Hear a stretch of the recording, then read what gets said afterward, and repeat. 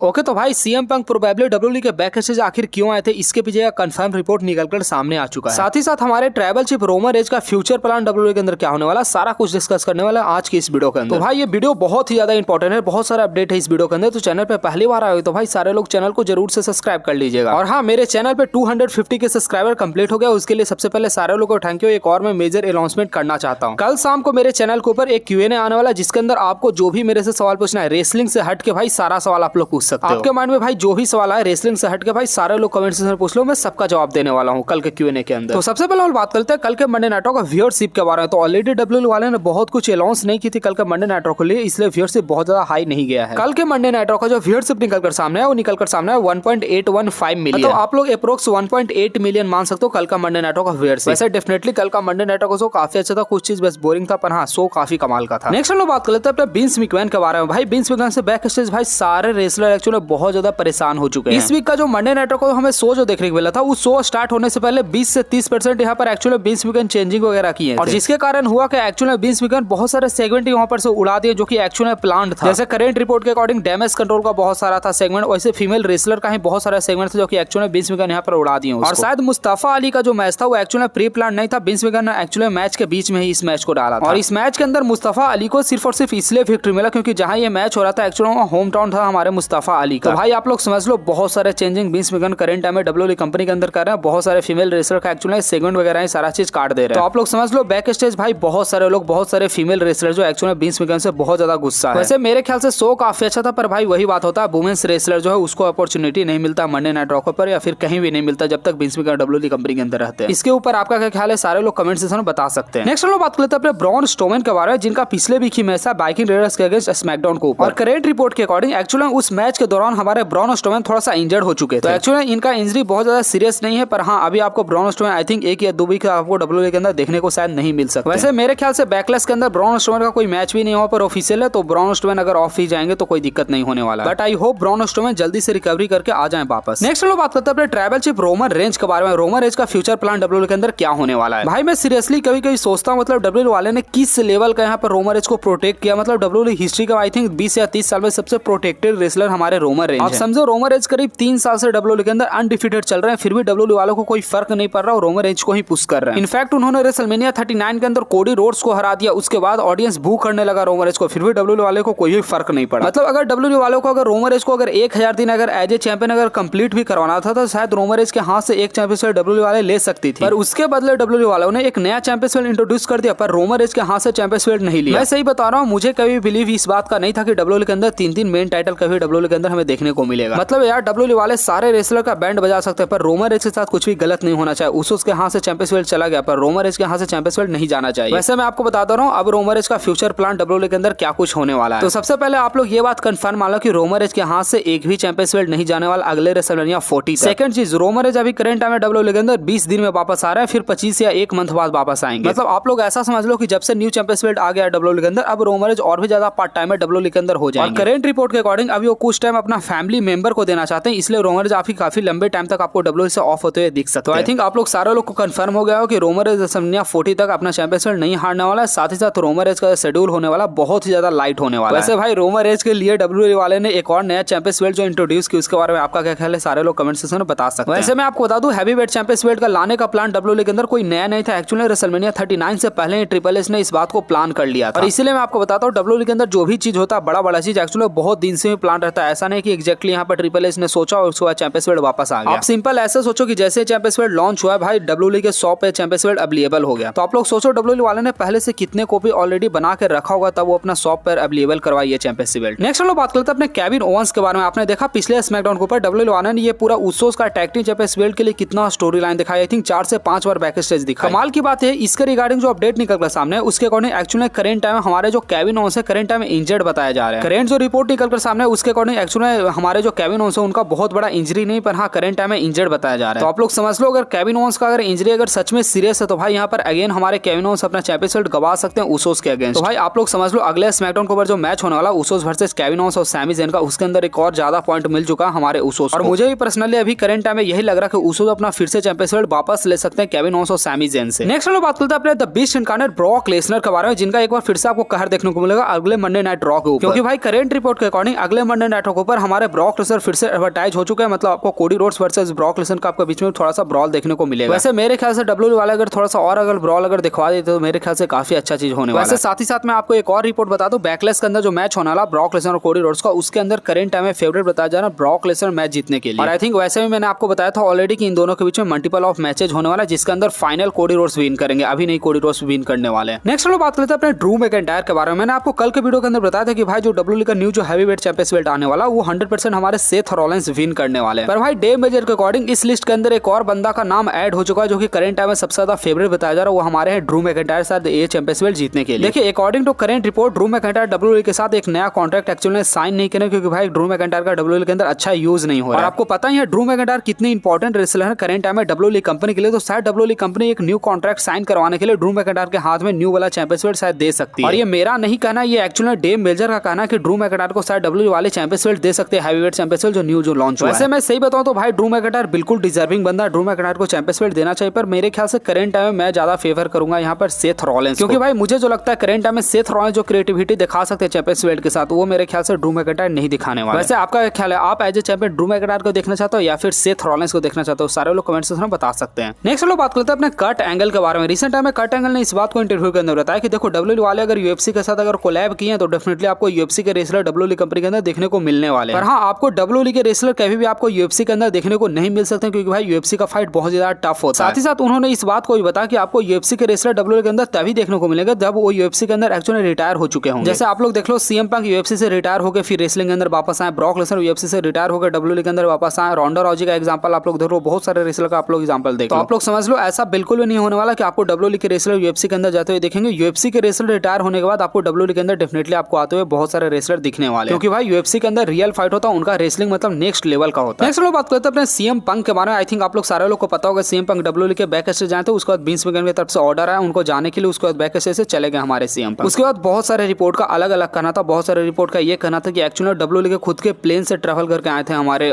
CM Punk. पर भाई जैसा कि मैंने आपको बताया था, आप किसी के ऊपर ट्रस्ट नहीं कर सकते, क्योंकि भाई बहुत सारे रिपोर्ट है, बहुत सारे रिपोर्ट का अलग अलग कहना है। करंट जो रिपोर्ट निकल कर सामने है उसके अकॉर्डिंग एक्चुअली देखो हमारे जो सीएम पंक है डब्ल्यूडब्ल्यूई कंपनी के अंदर रिटर्न करना चाहते हैं, इसलिए बैक स्टेज गए थे, पर भाई करंट में रिटर्न वो नहीं करने वाले। साथ ही साथ एक और रिपोर्ट निकल कर सामने आया कि हमारे जो टोनी खान है एडब्ल्यू के जो मालिक, को खुद से कहते हैं सीएम पंक को डब्ल्यूडब्ल्यूई कंपनी के अंदर जाने के लिए, ताकि वो डब्ल्यूडब्ल्यूई कंपनी के अंदर जाए। सारे लोगों को ऐसा लगा कि हाँ वो डब्ल्यूडब्ल्यूई कंपनी के अंदर आने वाला, पर सडनली वो रिटर्न कर ले अपना एडब्ल्यू कंपनी के अंदर। ऑलरेडी ये चीज मैंने आपको पिछले वीडियो के अंदर बताया था कि भाई करंट कोई ऐसा रिपोर्ट नहीं कि हमारे जो सीएम पंक है कंफर्म डब्ल्यूडब्ल्यूई के अंदर रिटर्न करने वाले। अब एक्चुअली डब्ल्यूडब्ल्यूई के अंदर करंट में बहुत सारे रीजन बताया जा रहा है। कुछ रिपोर्ट का ये भी कहना है कि एक्चुअली बैक से जाकर बहुत सारे रेसलर से सीएम पंक बहुत अच्छे से बात भी किए थे, इनफैक्ट उनका बात ट्रिपल एस से भी हुआ। वैसे भाई मैं तो यही कहूंगा कि आप लोग बस कुछ टाइम वेट कर लो, आपको कंफर्म रिपोर्ट मिल जाएगा। वैसे हाँ, क्यूएनए के लिए सारे लोग जरूर से क्वेश्चन पूछेगा, कल आई थिंक शाम को क्यूएनए वीडियो आ जाएगा हमारे चैनल को। साथ ही साथ भाई जो लोग चैनल पे न्यू, भाई सारे लोग चैनल को जरूर से सब्सक्राइब कर लीजिएगा। जिन लोग को मेरे से पर्सनली चैट में बात करना, भाई सारे लोग मेरे इंस्टाग्राम के ऊपर आ सकते हैं, डिस्क्रिप्शन में लिंक मिल जाएगा।